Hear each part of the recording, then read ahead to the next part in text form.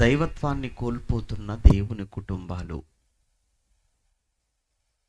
ఈ పాఠంలో భూమి మీద ఉన్న ప్రతి కుటుంబం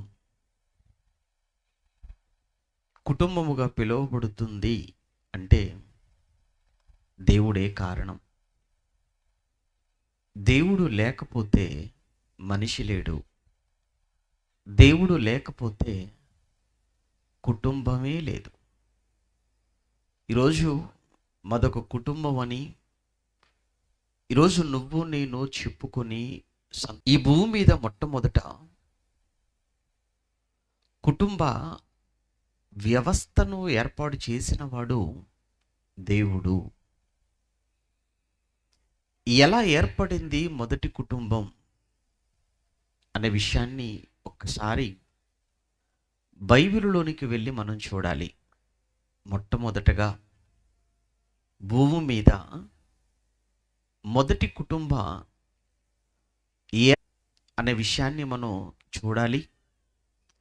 అదే సమయంలో ఆ కుటుంబం పట్ల దేవుని యొక్క ఉద్దేశం, దేవుని యొక్క ఆలోచన కేవలం ఆ కుటుంబము వరకే పరిమితమైందా ఆయన ఆలోచన, ఆయన సంకల్పం? ఆ తర్వాత కుటుంబాలన్నింటి విషయంలో ఈ సృష్టిని ఒక చక్కటి ఆకారముగా మనకు ఉపయోగకరమైనదిగా ఈ బ్రహ్మాండాన్ని మలచటానికి దేవుడు తీసుకున్న కాలం 6 దినాలు. ఈ 6 దినాలలో 6వ దినపు ఆఖరున దేవుడు మనిషిని చేయాలి అనుకున్నాడు. ఆ మనిషిని చేయడానికి దేవుడు తీసుకున్న పదార్థమే మనం ఉన్నటువంటి ఈ భూమి మధ్య భాగం. అది మనం కీర్తనల గ్రంథంలోనికి వెళ్ళినప్పుడు కానీ మనకు ఆ విషయం తెలియదు. ఇక్కడ 2వ అధ్యాయంలో మనం చదువుకుంటున్నప్పుడు ప్రారంభంలో ఆదికాండంలో దేవుడైన యెహోవా నేలమంటితో అన్న మాట మనం చూస్తుంటాం. 2వ అధ్యాయం 7వ వచనంలో దేవుడైన యెహోవా నేలమంటితో నరుని నిర్మించి అన్నాడు. అంటే ఏదో నేలపై ఉన్న ఈ మట్టిని తీసుకున్నాడు అని మనం అనుకుంటాం. కానీ ఎక్కడి నుంచి తీసావయ్యా ఈ మట్టిని నేలలో అంటే నేల యొక్క అగాధ స్థలములలోనికి వెళ్ళాను నాయనా అంటాడు. అంటే ఈ భూమి యొక్క అగాధ స్థలములలోనికి వెళ్ళి అక్కడ జిగటగా ఉన్నటువంటి మండుతున్న జిగటగా ఉన్న ఆ మంటిని తీశాడు, నరునిగా నిర్మించాడు. నాసికా రంధ్రముల గుండా జీవవాయువును ఆయన ప్రవేశపెట్టాడు. అనగా తన ఆత్మలోని భాగాన్ని ఆ మట్టి బొమ్మలోనికి ప్రవేశపెట్టగా నరుడు జీవాత్మ ఆయను అనేది ఆదికాండము 2వ అధ్యాయంలో మనం చదువుకున్న మాట. ఇది మొదటి మనిషి యొక్క జన్మ లేదా తొలి మానవుని ఆవిర్భావము అని మనం చెప్పుకోవాలి. ఇక ఆ మొదటి మనిషిని దేవుడు చేయడము, ఆ మొదటి మనిషిని చేసి అతనిని ఏదెను అనే ఒక ప్రత్యేకమైనటువంటి ఒక తోట, ఆ తోటలో అతన్ని అక్కడ పెట్టి అతనికంటూ కొన్ని పనులు అప్పగించి అతను ఆ పనులలో ఉండటము చూసి మరలా దేవుడు ఆలోచన చేశాడు. ఆ ఆలోచనే 2వ అధ్యాయం ఆదికాండంలో మనకు కనబడుతుంది. 18వ వచనం, ఆదికాండం 2వ అధ్యాయం 18వ వచనంలో, మరియు దేవుడైన యెహోవా నరుడు ఒంటరిగా ఉండుట మంచిది కాదు. ఎంత విచిత్రమైన మాట! ఎన్నో మార్లు వివాహ వేడుకలలో వివాహ వేదికపై ప్రసంగం చేసే సేవకుడు ఈ మాట చదవటం, ఈ మాట భావాన్ని మీకు చెప్పటం ఎన్నో సందర్భాలలో మీరు విన్నారు. ప్రతి పెళ్లి ప్రసంగంలో చదువుకునే మాట ఈ మాట. ఇక్కడికి కొంచెం మనం బాగా ఆలోచిస్తే 18వ వచనంలో నరుడు ఒంటరిగా ఉండుట మంచిది కాదు, నరుడు ఒంటరిగా ఉండుట మంచిది కాదు అన్నాడు. ఒక్కసారి మనం వెనక అధ్యాయానికి మనం వెళ్ళామా, మొదటి అధ్యాయంలోనికి, అక్కడ దేవుడు మంచిది మంచిది మంచిది మంచిది అంటుంటాడు. మీరు మొదటి అధ్యాయములో 2వ వచనములో చివరిలోనికి వెళ్ళి మనం చూసినా, అనగా మొదటి దినం, దేవుడు మొదటి దినాన్ని దేవుడు చేసిన తర్వాత మొదటి దినాన్న దేవుడు వెలుగును దేవుడు చేయటం, ఆ వెలుగును చీకటిని దేవుడు వేరు చేయటం, ఆ తర్వాత ముగింపులోనికి వెళ్ళేటప్పటికీ దేవుడు అంటున్నాడు, ఆయన వెలుగు మంచిదైనట్టుగా దేవుడు చూచెను అన్నాడు. వెలుగు మంచిదైనట్టుగా దేవుడు చూశాడు. ఆ తర్వాత మనం 6వ అధ్యాయానికి మనం 6వ వచనానికి మనం వెళ్ళేటప్పటికీ 6వ వచనంలో కూడా మనం చూస్తున్నప్పుడు అస్తమయమును ఉదయమును కలుగగా అది 2వ దినమాయను అంటున్నాడు. అలా మనం 9వ వచనానికి మనం వెళ్ళేటప్పటికి 9వ వచనంలో కూడా, ఆ 9వ వచనంలో చివరికి మనం వెళ్ళేటప్పటికి 12వ వచనంలో చివరి మాటలలో మనం చదువుతున్నప్పుడు అది మంచిది అని దేవుడు చూచెను అన్నాడు. 19వ వచనానికి వెళ్ళేటప్పటికి అది మంచిదని దేవుడు చూచెను అన్నాడు. 21వ వచనానికి మనం వెళ్ళేటప్పటికి అది మంచిదని దేవుడు చూచెను అన్నాడు. 25వ వచనానికి వెళ్ళేటప్పటికి అది మంచిదని దేవుడు చూచెను అన్నాడు. చివరికి మనం 31వ వచనానికి వెళ్ళేటప్పటికి కూడా అది చాలా మంచిదిగా ఉండెను అన్నాడు. అది మంచిది మంచిది మంచిది అన్ని మంచివి అని మొదటి అధ్యాయం అంతా మాట్లాడుతూ వచ్చిన దేవుడు 2వ అధ్యాయానికి వెళ్ళేటప్పటికీ మంచిది కాదు అనేసాడు. ఇంతకీ ఏది మంచిది కాదు? నరుడు ఒంటరిగా ఉండుట మంచిది కాదు, నరుడు ఒంటరిగా ఉండుట మంచిది కాదు. ముందు సృష్టి కార్యక్రమములో అన్ని మంచివి మంచివి మంచివి అని సర్టిఫై చేసిన దేవుడు 2వ అధ్యాయములో మనిషిని చేసి ఏదేను వనములో పెట్టి అతను ఒంటరిగా ఉండటం చూసి ఇతను ఒంటరిగా ఉండటం మాత్రం మంచిది కాదు అన్నాడు. ఒంటరిగా ఉండుట ఎందుకు మంచిది కాదు? ఒంటరిగా ఉండుట దేవుని సంకల్పానికి మంచిది కాదు, దేవుని ప్రణాళికకు మంచిది కాదది. ఏంటి ఇంతకు దేవుని ప్రణాళిక? ఏమిటి దేవుని సంకల్పం? ఆయన ప్రణాళికలో, దేవుని యొక్క సంకల్పములో అనేక మంది పిల్లలు కావాలి, అనేక మంది కుమారులు కుమార్తెలతో తాను కలిగించినటువంటి విశ్వమంతా నిండిపోవాలి. అది ఆయన సంకల్పం. అందుకే కదా నేను 6 దినాలు కష్టపడ్డాను, అందుకే కదా ఈ 6 దినాలలో ఇవన్నీ కూడా నేను చేశాను. అటువంటప్పుడు ఒక్కడుగా ఒంటరిగా ఏదేను వనములో ఉంటే అనేక మంది ఈ భూమి మీదకు ఎలా వస్తారు?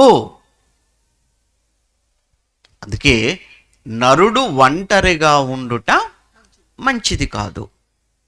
మరి అందుకొరకు ఏం చెయ్యాలి? అక్కడ చెప్తున్నాడు, నరుడు ఒంటరిగా ఉండుట మంచిది కాదు, వానికి సాటి అయిన సహాయమును వాని కొరకు చేయుదును అని అనుకున్నటువంటి దేవుడు వెంటనే ఆదాముకు గాఢ నిద్రను కలగ చేశాడు, ప్రక్కటెముకను తీశాడు. ఆ ప్రక్కటెముకను తీసి స్త్రీనిగా నిర్మించి వారిరువురిని ఏకము చేస్తూ వారిద్దరిని ఏమని దీవించాడు, వారిరువురిని ఏమని ఆశీర్వదించాడో మరలా ఒక్కసారి మనం మొదటి అధ్యాయానికి మనం వెళ్ళిపోతే, మొదటి అధ్యాయం అదే ఆదికాండం, మొదటి అధ్యాయం 28వ వచనంలో, ఆదికాండం మొదటి అధ్యాయం 28వ వచనంలో దేవుడు వారిని ఆశీర్వదించెను. వారిరువురిని ఆశీర్వదించెను.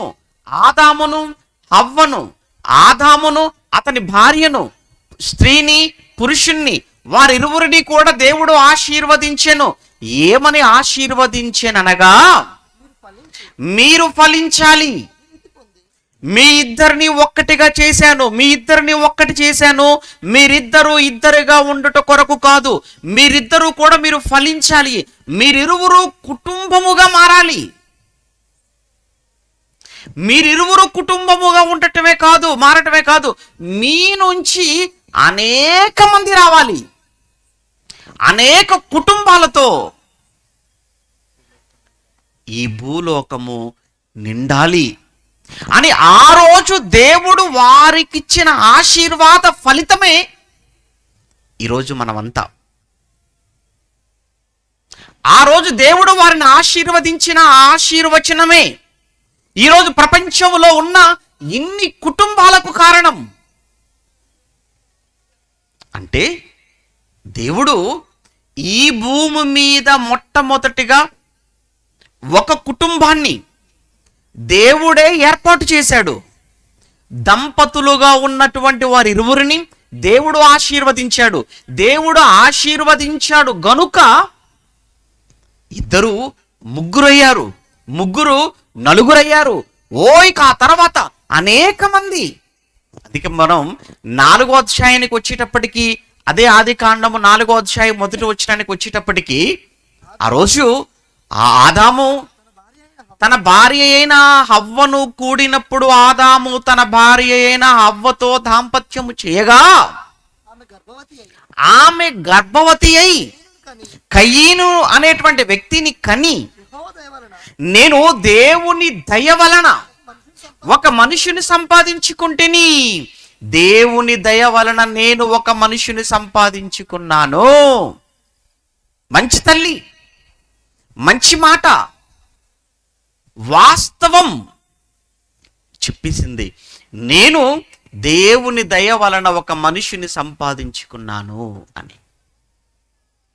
ఆ తర్వాత మరికొద్ది రోజులకు మరొక కుమారుణ్ణి సంపాదించుకుంది దేవుని దయ వలననే. అంటే ఒక మంచి కుటుంబం, ఒక మంచి కుటుంబం, దేవుని కుటుంబం. విషయం ఏంటంటే, దేవుడు ఒక కుటుంబాన్ని ఏర్పాటు చేశాడు. కానీ ఆ కుటుంబాన్ని దేవుడు ఏర్పాటు చేయడానికి ముందే దేవుడు ఆ కుటుంబం పట్ల ఆయనకున్న ఒక ఆలోచన ఏంటంటే, ఈ కుటుంబం నా స్వరూపం, ఈ కుటుంబం నా పోలిక. అంటే ప్రతి కుటుంబంలోని ప్రతి వ్యక్తిలో ఆయన చూడాలి, ఉండాలి అని అనుకున్నది ఆయన స్వరూపము, ఆయన పోలికండి. అందుకే ఆ మాట అదే 1వ అధ్యాయం మన 26వ వచనాన్ని మనం చదువుతున్నప్పుడు మనకు అక్కడ కనబడుతుంది. 1వ అధ్యాయం 26వ వచనములో దేవుడు మన స్వరూపమందు, ఆ మాట చూడండి, దేవుడు అంటున్నాడు.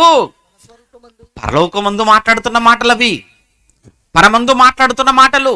అప్పటికి భూమి మీద ఇంకా మనిషిని చేయలేదు. అప్పటికి ఇంకా భూమి మీద మానవ జన్మ అనేది ఇంకా జరగలేదు. మనిషిని చేయకముందు దేవుడు మాట్లాడుతున్న మాటలవి. ఆ దేవుడు మన స్వరూపమందు మన పోలిక చొప్పున నరులను చేయుదము. నరులను అనేసాడు. చూడండి, మన స్వరూపమందు మన పోలిక చొప్పున నరులను చేయుదము అన్నాడు. ఆదాములో గాని అవ్వలో గాని, వారి నుంచి వచ్చినటువంటి కయీనులో గాని హెబేలులో గాని, ఆ తర్వాత వచ్చిన ఎనోషులో గాని, ఆ తర్వాత భూమి మీదకి వస్తున్న వాళ్ళందరిలో దేవుడు చూడాలి అని ఆశించినటువంటి పోలిక స్వరూపం ఆయనది. దేవుని స్వరూపం, దేవుని పోలిక. ఏంటండి దేవుని స్వరూపం? ఏంటండి దేవుని పోలిక? ఆ దేవుని స్వరూపం, ఆ దేవుని పోలిక, అది ఆయన యొక్క స్వభావం, ఆయన లక్షణాలు. ఈరోజు మనం అందరం ఉన్నాం, మన కుటుంబాలు, మన పిల్లలు, మన పిల్లలకు మన స్వరూపం, మన పిల్లలకు మన పోలిక రావాలి అని మనం ఆశపడతాం. పుట్టే మన పిల్లలు మన స్వరూపంలో మన పోలికలో ఉండాలి అని ఒక తల్లిగా తండ్రిగా మనం ఎంత ఆశపడతామో, పరలోకంలో ఉన్న దేవుడు ఈ భూమి మీదకి వస్తున్న మానవాళిలో తన్ను చూసుకోవాలి అనుకున్నాడు, తనే కనిపించాలి వారిలో అనుకున్నాడు. ఎందుకంటే అందరూ ఆయన పిల్లలే గనుక. ఎవరండి భూమి మీద ఉన్న మనుషులంతా? ఈరోజు భారతదేశంలో పుట్టాం గనక మన భారతీయులు అనుకుంటున్నాం. పాకిస్తాన్లో పుట్టినవారు మేము పాకిస్తానీస్ అని వాళ్ళు చెప్పుకుంటున్నారు. అమెరికాలో పుట్టినవారు మేము అమెరికన్స్ అని చెప్పుకుంటున్నారు. జపాన్లో పుట్టినవారు మేము జపనీస్, చైనాలో పుట్టినవారు మేము చైనీస్ అంటున్నారు. కానీ ఇండియాలో పుట్టిన, పాకిస్తాన్లో పుట్టిన, అమెరికాలో పుట్టిన, జపాన్లో పుట్టిన, చైనాలో పుట్టిన, ప్రపంచంలో ఉన్న 800 కోట్ల మంది మనుషులు అందరూ ఎవరో తెలుసా? సాక్షాత్తు దేవుని కుమారులు, లేదా అందరూ కూడా దేవుని పిల్లలు, అంతా దేవుని సంతానం. ఎలా దేవుని సంతానం అని మీరు అంటారేమో, ఎలా దేవునికి పిల్లలు అవుతారని మీరు మాట్లాడతారేమో. ఆత్మను బట్టి, ఆత్మను బట్టి. మన పిల్లలకు మన రక్తమాంసాలు వచ్చాయి, మన పిల్లలకు మన నుంచి. మరి దేవుడి ఆత్మ వచ్చింది ఆయనలో నుంచి మనలోనికి. అందుకే దేవునికి మనకు మధ్య ఉన్న బంధం అది ఆత్మబంధం. మన పిల్లలకు మనకు మధ్య ఉన్న బంధం అది శారీరక బంధం, రక్తబంధం. నీ పిల్లలకు నీకు మధ్య ఉన్న బంధం పేగు బంధం అంటావు, రక్తబంధం అంటావు, శారీరక బంధం అంటావు, భౌతిక బంధాలు అంటావు. కానీ పరమందున్న దేవునికి ప్రపంచంలో ఉన్న 800 కోట్ల మంది మనుషులకు ఉన్న బంధం ఒకే ఒక బంధం, అది ఆత్మబంధం. మన బంధాలన్నీ చావుతో తెగిపోతాయి, మన బంధాలన్నీ చావుతో తెగిపోయేవి. కానీ దేవునికి నీకు, దేవునికి మనకు మధ్య ఉన్న ఆత్మబంధం ఇది తెగిపోనిది, ఇది అంతము లేనిది, ముగింపు లేనిది. కారణం ఆత్మకు ముగింపు ఎక్కడా? ఆత్మకు చావెక్కడా? అందుకే ఆత్మను బట్టి మనమంతా ఆయనకు పిల్లలం. ఆయనకు పిల్లలం అంటే ఆయన మనకు తండ్రి. ఆయన మనకు తండ్రి అయితే మనం ఆయనకు పిల్లలం అయితే మనమంతా దేవుని కుటుంబం. మనమంతా దేవుని కుటుంబం. ద్వితీయోపదేశకాండం 14వ అధ్యాయం, ద్వితీయోపదేశకాండం 14వ అధ్యాయం మొదటి వచనములో ఒక అద్భుతమైన మాట మోషే గారి ద్వారా దేవుడు వ్రాయించటం మనం చూస్తుంటాం. ద్వితీయోపదేశకాండం 14వ అధ్యాయం మొదటి వచనములో మీరు ఇశ్రాయేలీయుల సమాజంతో చెబుతున్నాడు. ఇశ్రాయేలీయుల సమాజం అనగానే వాళ్ళకు 100, 50, 1000, 2000, 1,00,000, 10 లక్షలు కాదు, లక్షలాది మంది ఇశ్రాయేలీలు. బయలుదేరిన వారిలో కాల్బొమ్మ యోధులు మాత్రమే 6 లక్షలు అని చదువుకుంటామే. యోధులు 6 లక్షలు. స్త్రీలెంతమంది, పిల్లలెంతమంది, వృద్ధులెంతమంది? లక్షల్లో ఉంటారంతా. అందరినీ ఉద్దేశించి చెబుతున్న మాట 14వ అధ్యాయం మొదటి వచనం, మీరు మీ దేవుడైన యెహోవాకు బిడ్డలు. మీరు మీ దేవుడైన యెహోవాకు బిడ్డలు.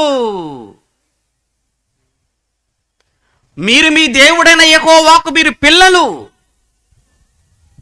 ప్రియులారా, అంటే దేవునికి పిల్లలు, దేవునికి బిడ్డలు అని చెప్పటంలో దేవునికి మనకు ఆత్మీయత, ఆత్మబంధం అనేది అక్కడ ఉందన్న సంగతి అర్థం అవటం లేదా? ఇంకొక మాట చూస్తారా? ఎఫెసీయులకు రాసిన పత్రిక మనందరికి తెలిసిన మాట. అపోస్తలుడైన పౌలు గారు ఎఫెసీయులకు రాసిన పత్రిక 4వ అధ్యాయం 5, 6 వచనాలు. ఎఫెసీయులకు రాసిన పత్రిక 4వ అధ్యాయం 5, 6 వచనాలలో కూడా మనం చూడగలిగితే ప్రియులరా, అక్కడ కూడా ఇదే విషయం చెప్తారు. చూడండి, ఆయన శరీరము ఒక్కటే, ఆత్మయు ఒక్కడే, ఆ ప్రకారమే మీ పిలుపు విషయమైన ఒక్కటే నిరీక్షణ ఉండుటకు మీరు పిలువబడితిరి. ఇదిగో ప్రభు ఒక్కడే, బాప్తిస్మము ఒక్కటే. అందరికీ, ఆ మాట చూడండి, అందరికీ అన్నాడండి, అందరికీ అన్నాడు. మీరు ఎఫెసీలో ఉన్న వాళ్ళారా, మీరు అన్యజనులని మీరు అనుకుంటున్నారేమో, ఎఫెసీలో ఉన్న మీరు అన్యజనులు అని మీరు అనుకుంటున్నారేమో, మాకు దేవునికి మధ్య ఏ విధమైన సంబంధం లేదని మీరు అనుకుంటున్నారేమో, కేవలం ఇశ్రాయేలుగా మాత్రమే దేవుడు, వాళ్ళకు మాత్రమే ఆయన తండ్రి అని మీరు అనుకుంటున్నారేమో. అలా అనుకుంటే పొరపాటే అని చెబుతూ, అందరికీ తండ్రి అయిన దేవుడు ఒక్కడే, ఆయన అందరికీ పైగా ఉన్నవాడై, ఆయన అందరికీ పైగా ఉన్నవాడై అందరిలోనూ వ్యాపించి అందరిలోనూ ఉన్నాడు. ఆ మాట చూడండి, అందరిలో వ్యాపించి, అందరిలో వ్యాపించి ఉన్నాడు. ఎలా ఉన్నాడు? ఆత్మ.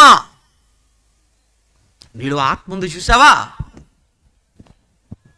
నీలో ఉన్న ఆత్మ, నాలోని ఆత్మ, మనందరిలో ఆత్మ అనేది ఉంది. ఏమండి నాలో లేదండి మీలో ఉందేమో అని మీరు అనకండి. ఆత్మ ఉంది గనుక మీ చెవులు వినగలుగుతున్నాయి, కండ్లతో మీరు చూడగలుగుతున్నారు, నోటితో మాట్లాడగలుగుతున్నారు, ఇక్కడికి వచ్చి చక్కగా కుర్చీలో కూర్చోగలిగారు. ఆత్మ లేకపోతే పరిస్థితి మీరు ఇక్కడ ఉండరు. ఆత్మ లేని వారి పరిస్థితి ఎలా ఉంటుంది? ఒక్కసారిగా ఆత్మ ఈ శరీరాన్ని విడిచిపెడితే అవయవాలన్నీ ఉంటాయి, కానీ ఏ ఒక్క అవయవం పని చేయదు. అదేంటండి? క్షణం క్రితం, ఒక సెకండ్ వెనక వరకు అన్ని అవయవాలు పనిచేసి ఒక క్షణంలో ఆగిపోయిందేంటి అన్నీ? అప్పటి వరకు వాటన్నిటిలో ఉండి వాటన్నిటిని పని చేయించిన ఒక పవర్, ఒక శక్తి, ఆత్మ వెళ్ళిపోయింది. అప్పటి వరకు తిరిగే ఫ్యాను, వెలుగుతున్న బల్బు, పనిచేస్తున్న టీవీ అన్నీ సడన్గా ఆగిపోయేటప్పటికీ మనకు అర్థమైపోయింది ఏంటంటే కరెంట్ పోయిందని. అలానే అప్పటి వరకు చూసే కండ్లు, వినే చెవులు, మాట్లాడే నోరు, కదిలే కాళ్ళు, పనిచేసే చేతులు, మొత్తంగా అన్ని ఆగిపోయి సడన్గా ఏమైంది? ఆత్మ వెళ్ళిపోయింది.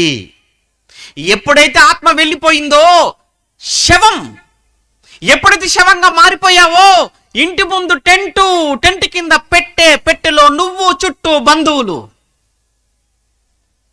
ఏడుపులు, ఆర్తనాదాలు, పాట, శ్మశానం, గొయ్యి, అందులో నువ్వు. ఆ తర్వాత ఫోటో గోడకు. ఇంతటితో క్లోజ్ అయిపోయింది జీవితం. ఎందుకు? ఆత్మ లేదు.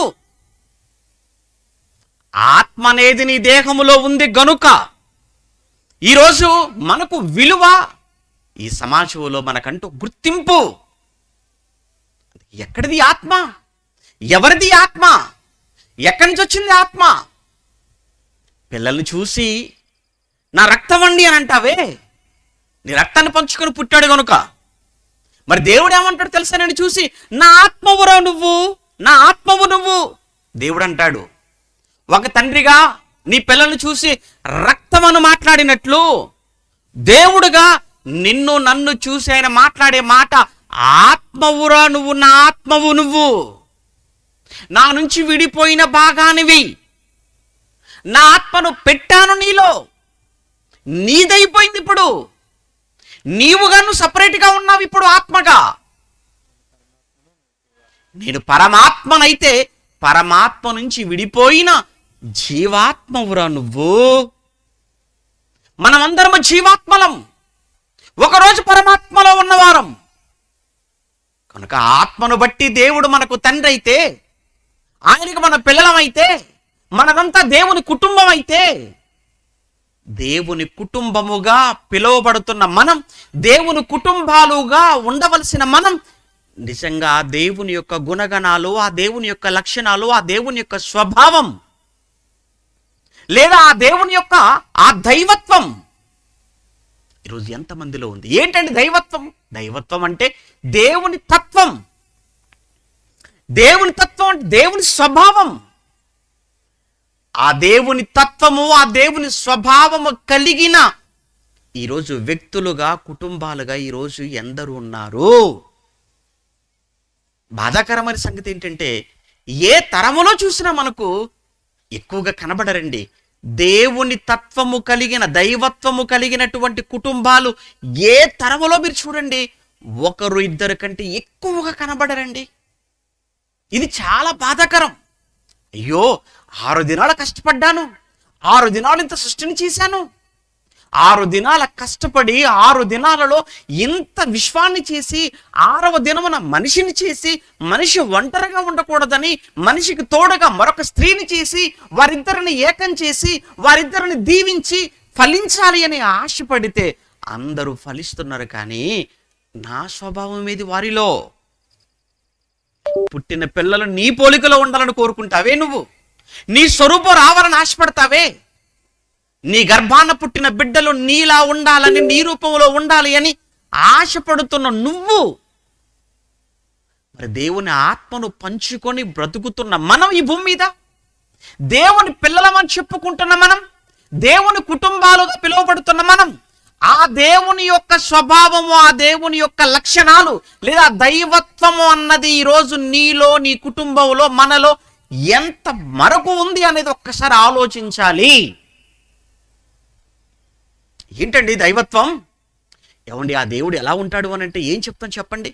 ఏమండి ఎవరినైనా కానీ మీరు చూసి ఇతను దేవుడండి అని పిలవగలిగిన, చెప్పగలిగినంత గొప్ప మనుషులు మన కళ్ళ ముందు ఉన్నారు చెప్పండి? ఈరోజు ఒకసారి మీ ఊరిని, మీ కుటుంబాన్ని మీరు జ్ఞాపకం చేసుకోండి. ఏమండిగో ఇతను దేవుడండి. సరే, దేవుడు అంటే ఎలా ఉంటాడో ఎందుకులేండి, ఒక్క విషయం మీకు జ్ఞాపకం చేస్తాను, మీకు తెలిసిన విషయం. ఈ భూమి మీదగా వచ్చాడు 2000 సంవత్సరాల క్రితం, మనలాంటి శరీరంతోనే వచ్చాడు. కానీ ఎలా బ్రతికాడో తెలుసా సమాజంలో? దేవుడు ఎలా ఉంటాడు మీకు కావాలా?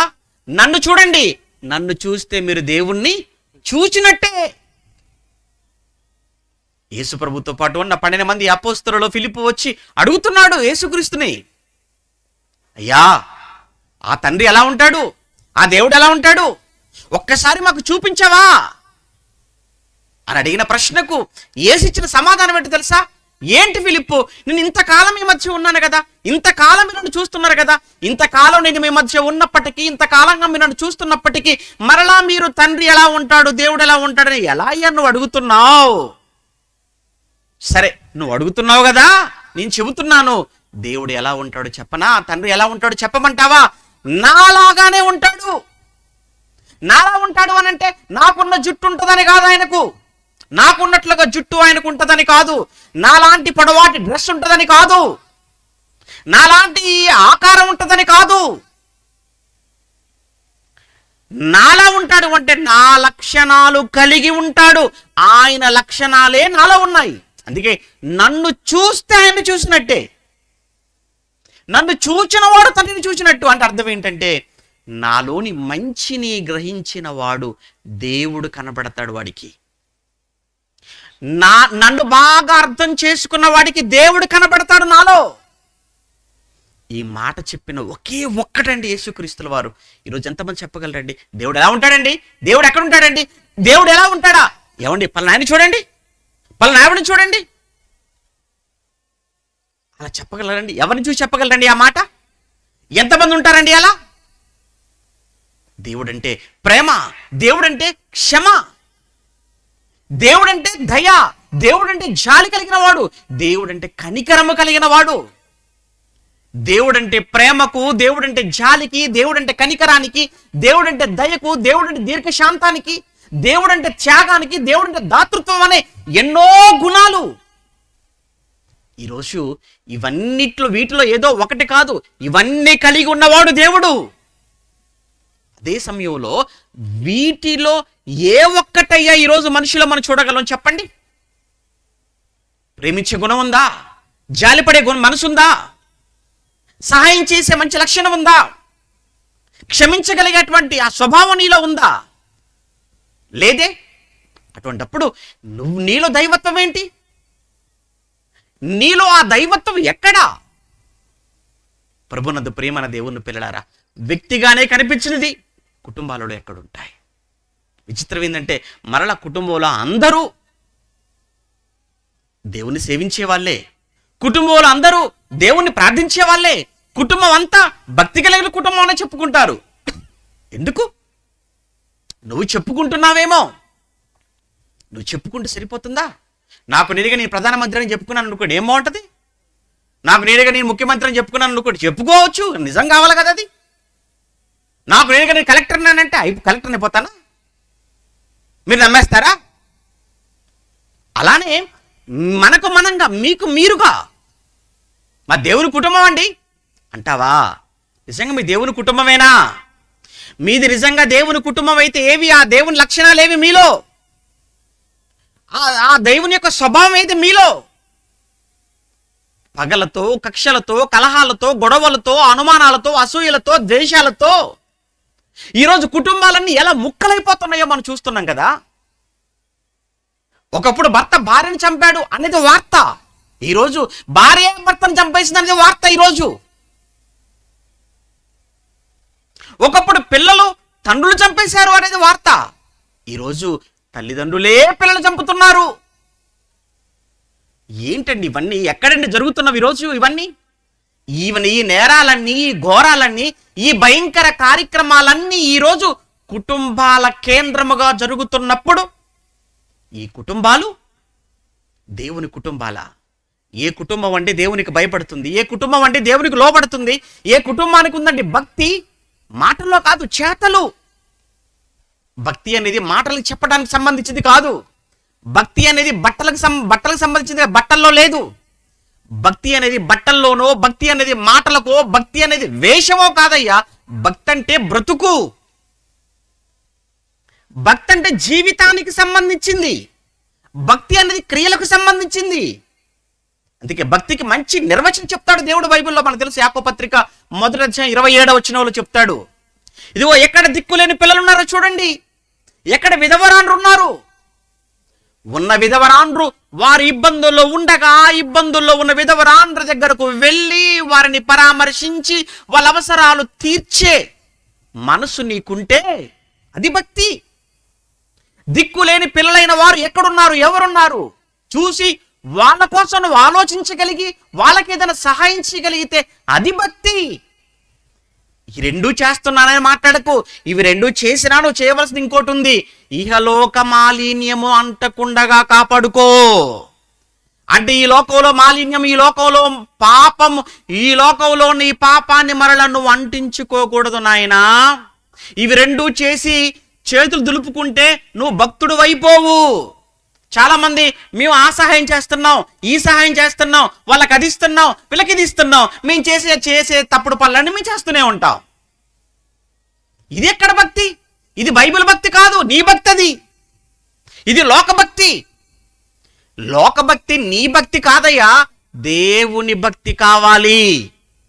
ఏంటా దేవుడి భక్తి? ఇహలోక మాలిన్యాన్ని మరలా నువ్వు అంటించుకోకూడదు. ఈ లోకమంతా కూడా పాపంతో నిండిపోయింది. ఈ లోకంలో ఎటు చూసినా పాపమే. పాపముతో నిండిన ఈ లోకం మధ్య నువ్వు జీవిస్తూ ఈ పాపాన్ని అంటుకోకుండా ఈ కార్యక్రమాలు చేయగలిగితే అది కదా భక్తి. కానీ విచిత్రం ఏంటంటే ఇవి చేస్తూ పైకి ఒక చక్కటి వస్త్రాలు ధరించుకుంటూ, భక్తి వస్త్రాలు ధరించుకుంటూనే ఎలా పాపాలు చేస్తున్నారో, ఎలా దొరికిపోతున్నారో, ఎలా వాళ్ళ చరిత్ర అంతా బయటకు వస్తుందో మనం చూస్తూనే ఉన్నాం. వీళ్ళు దేవుని కుటుంబాలు ఇవి. అందుకే దైవత్వాన్ని కోల్పోతున్న దేవుని కుటుంబాలు ఏ తరాన్ని మీరు చూసినా, ఏ తరములోనికి వెళ్ళినా ఎక్కువగా కనబడవండి. దేవుని కుటుంబాలు చాలా కొన్ని మాత్రమే కనబడుతుంటాయి. అందులో ఒక తరానికి వెళ్దాం, ప్రారంభ తరం. ఆ ప్రారంభ తరమే నోవాహు తరం. ఒకసారి ఆ నోవాహు తరానికి మనం వెళ్ళిపోతే 5వ అధ్యాయము 6వ అధ్యాయము ఆదికాండాన్ని మనం చదువుతున్నప్పుడు ఆదికాండం 6వ అధ్యాయానికి మనం వెళ్ళేటప్పటికి అప్పటికి భూమి మీద మనుషులు విస్తరిస్తున్నారు. భూమి మీద మనుషులు విస్తరిస్తున్నటువంటి సమయం, అలా భూమి మీద మనుషులు విస్తరించేటువంటి ఆ సమయంలో ఏం జరిగిందో అన్నది అక్కడ మనం చూడగలిగితే ప్రియులారా, ఏం జరిగిందో చూడండి. 6వ అధ్యాయం 1వ వచనంలో, నరులు భూమి మీద విస్తరింప ఆరంభించిన తరువాత కుమార్తెలు వారికి పుట్టినప్పుడు దేవుని కుమారులు నరుల కుమార్తెలు చక్కని వారిని చూచి అన్న మాటలు మనం అలా చదువుతూ మనం కిందికి వచ్చేటప్పటికీ అక్కడ 5వ వచనంలో నరుల చెడుతనము భూమి మీద గొప్పదనియు వారి హృదయం యొక్క తలంపులలోని ఊహ అంతయు ఎల్లప్పుడూ కేవలము చెడ్డది. ఏంటి? విస్తరిస్తున్నాయి కుటుంబాలు. కానీ ఆ కుటుంబాలలో ఉన్నటువంటి ఆ మనుషుల్ని చూసినప్పుడు దేవుడికి ఏం కనిపించిందట? చెడుతనం. ఆ చెడుతనం కూడా ఎలా ఉందటంటే చాలా గొప్పదైపోయింది. అది చూసిన దేవుడికి చాలా బాధ కలిగింది.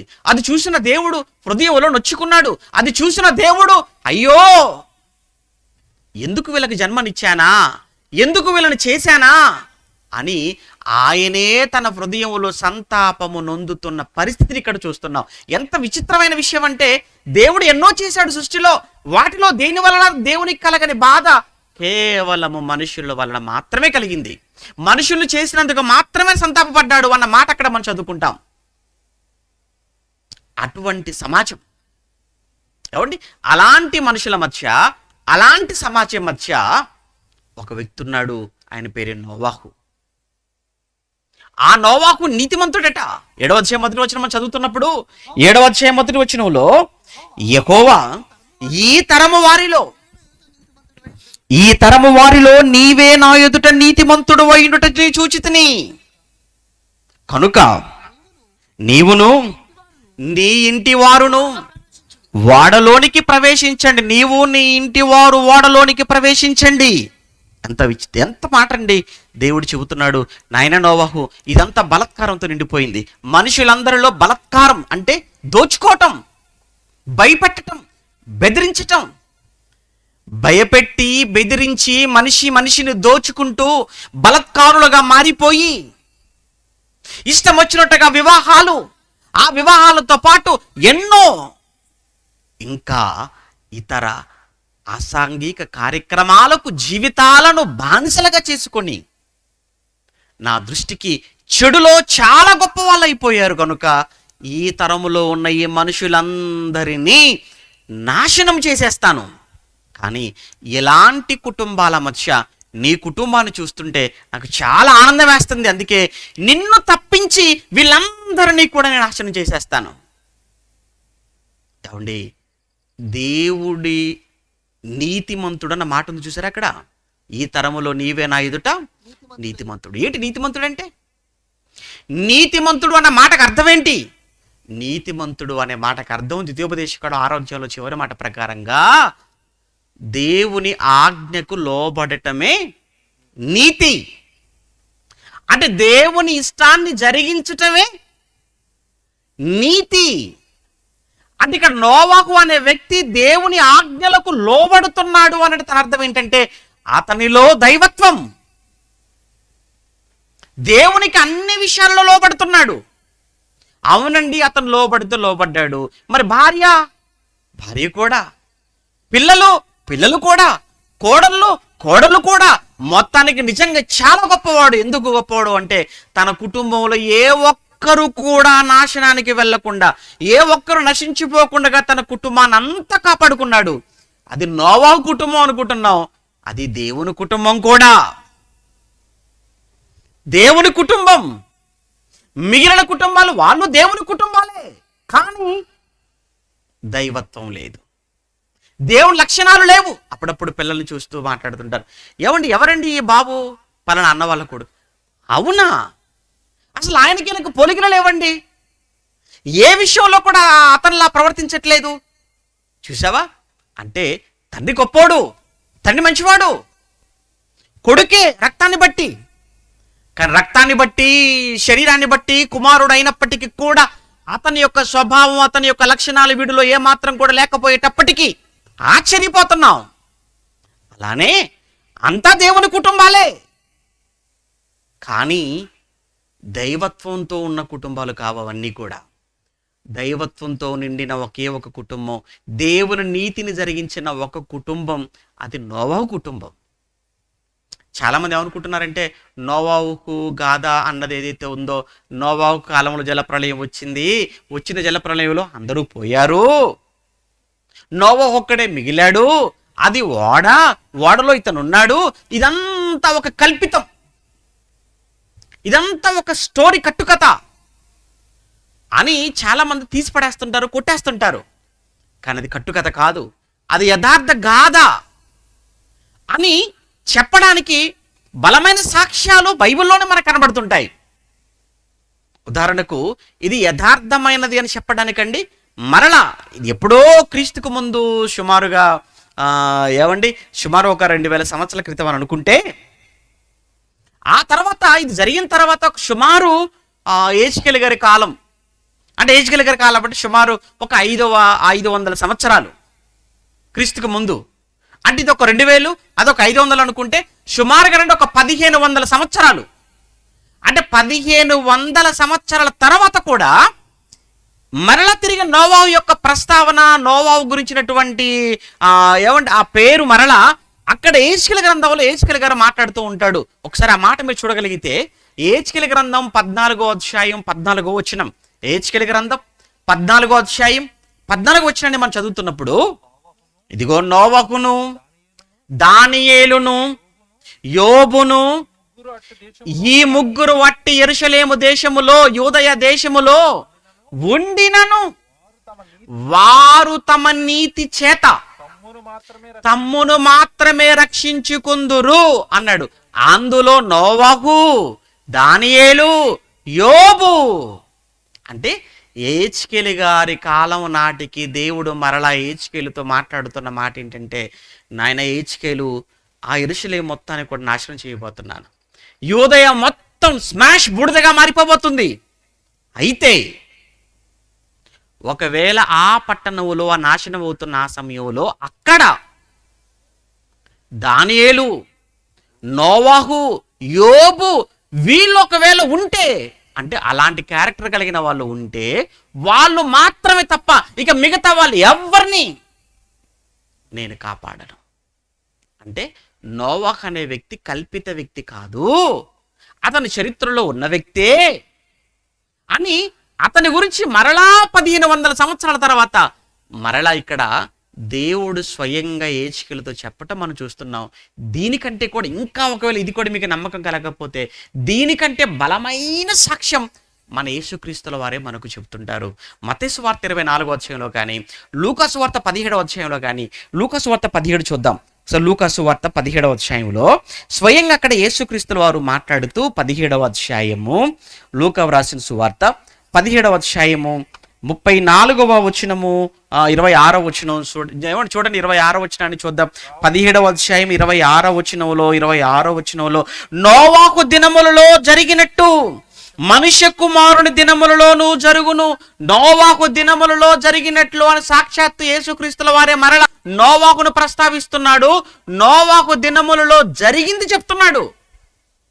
ఏం జరిగిందని చెప్తున్నాడు యేసుక్రీస్తు? చూడండి, నోవాహు ఓడలోనికి వెళ్ళిన దినము వరకు, అంటే నోవాహు నిజం, నోవాహు ఓడ చేసింది నిజం, ఆ ఓడలోనికి అందరినీ రండి రండి రండి అని పిలిచింది నిజం, ఆ పిలుపును పట్టించుకోకపోవటం అన్నది నిజం.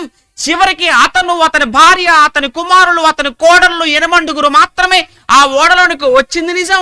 మిగతా వారందరూ దేవుని యొక్క ఉగ్రతకు ఆ జలప్రలయములో కొట్టుకొని పోయింది నిజం అని ఎవరు మాట్లాడుతున్నారు? యేసుక్రీస్తుల వారు మాట్లాడుతున్నారు. నిజంగానండి, ఈ సమయంలో నోవాహును, అదే సమయంలో నోవాహు భార్యను, అదే సమయంలో కుమారులను, కుమార్తెలను, ఆ కోడలను, నిజంగా వీళ్ళందరినీ కూడా అభినందించాలి. ఎందుకు తెలుసా? నోవాహు భార్య ఇప్పుడు నోవాహును అనుమానించలేదు. నోవాహు పిల్లలు, కుమారులను చూసారా? కుమారులు కూడా తండ్రిగా ఆ నోవాహు మాటను కాదనలేదు. ఎందుకంటే మంచి యవనవులో ఉన్నారండి, మర్చిపోకూడదు. నోవాహు యొక్క కుమారులు యవనవులో ఉన్నారు, ఎందుకంటే వాళ్ళకి ఇంకా పిల్లలు లేరు అప్పటికి. అంటే అప్పుడే వివాహాలు అయ్యాయేమో. ఏమండి, యవనవులో ఉన్నటువంటి నోవాహు కుమారులను పాడు చేయటానికి, వారి మనసును చెరపటానికి చుట్టూ ఎందరో లోకమంతా చుట్టూ చేరిపోయింది. లోకమంతా చుట్టూ చేరిపోయి నోవాహు యవనంలోను నోవాహు పిల్లలను మాటల చేత, చేతల చేత, చూపుల చేత వాళ్ళని పాడు చేయాలని చూస్తున్నా ఆ యవనస్తులైనటువంటి నోవాహు కుమారులు ఆ మాయలోనికి, ఆ పాపములోనికి, ఆ పాప ప్రపంచంలోనికి వాళ్ళు వెళ్ళలేదు అనంటే ఎంత బలంగా నిలబడ్డారు. వాళ్ళంత బలంగా నిలబడటానికి కారణం నిజంగా నోవాహు, నీతిమంతుడైన నోవాహే తన పిల్లలను కాపాడుకున్నాడు. ఈరోజు కూడా చూడండి యవనస్తులు ఎక్కడున్నారు? యవనస్తులు ఈరోజు తండ్రి మాట వినే యవనస్తులైన పిల్లలు ఈరోజు ఉన్నారంటారు చెప్పండి. యవనస్తులు దాకా అవసరం లేదండి, 10 సంవత్సరాలు కూడా రావండి పిల్లలకు, 10 ఏళ్ళు కూడా ఉండవు. 10 సంవత్సరాల వయసు కూడా లేని పిల్లలు ఈరోజు తల్లిని తండ్రిని ఎంతగా ఎదిరిస్తున్నారో, వాళ్ళని ఎంత బాధ పెడుతున్నారో, వాళ్ళని ఎంత క్షోభకు గురి చేస్తున్నారో, ఎంతగా వారి కన్నీళ్లకు కారణమవుతున్నారో.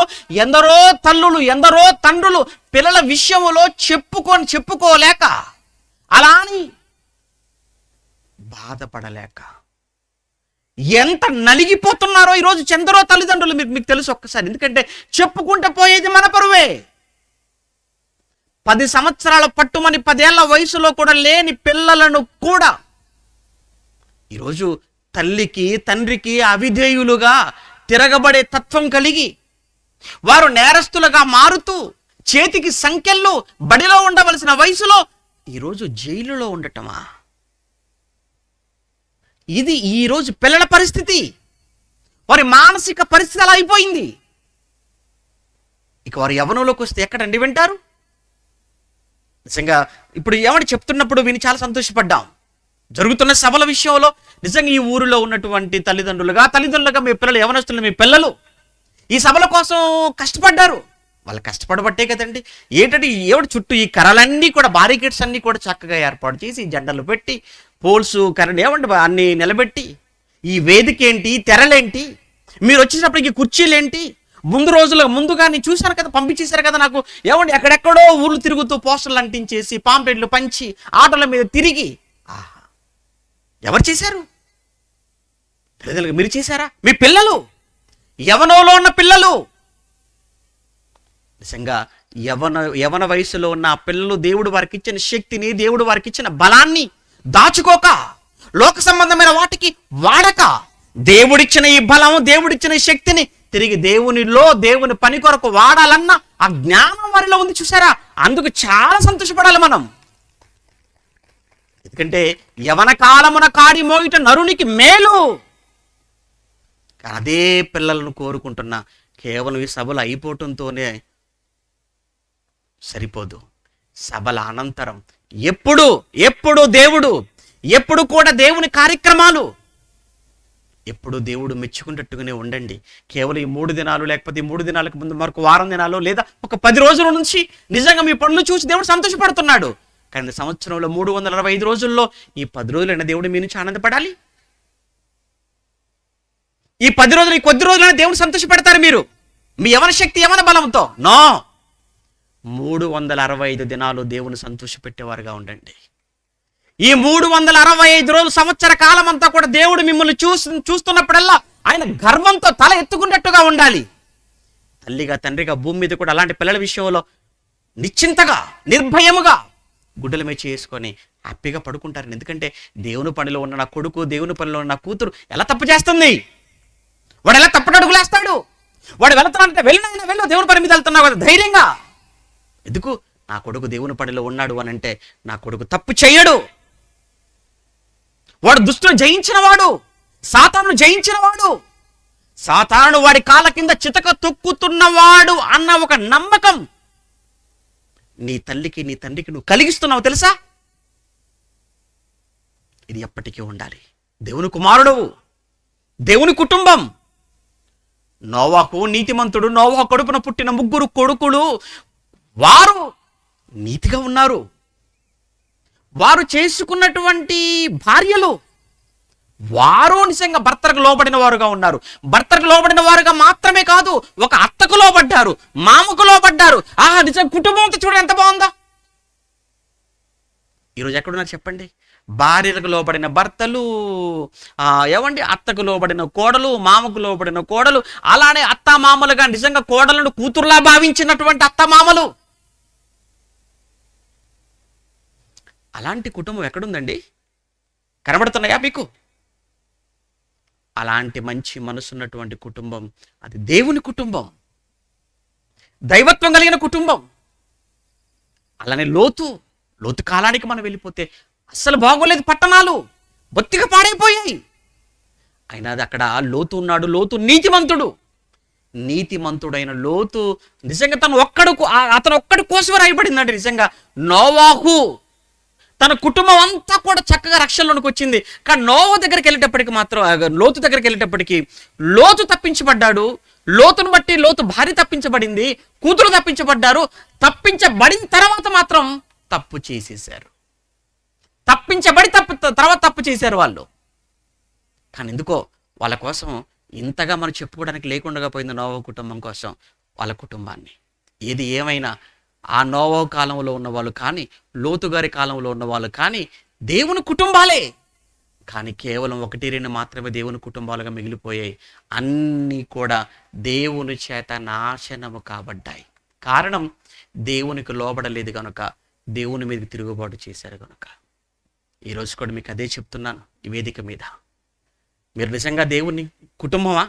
మీరు దేవుని కుటుంబం అయితే దేవుని నీతిని జరిగించాలి. నోవాహు నీతిని జరిగించాడు, అందుకే నీతిమంతుడయ్యాడు. ఒక కుటుంబ యజమానిగా ఉన్నావా భర్తగా, యజమానురాలుగా ఉన్నావా భార్యగా, ఒక తల్లిగా ఉన్నావా, తండ్రిగా ఉన్నావా, కుమారుడుగా ఉన్నావా, కూతురుగా ఉన్నావా, ఎలాంటి బంధాలతో మీరు ఉన్నారో ఒకసారి జ్ఞాపకం చేసుకోండి.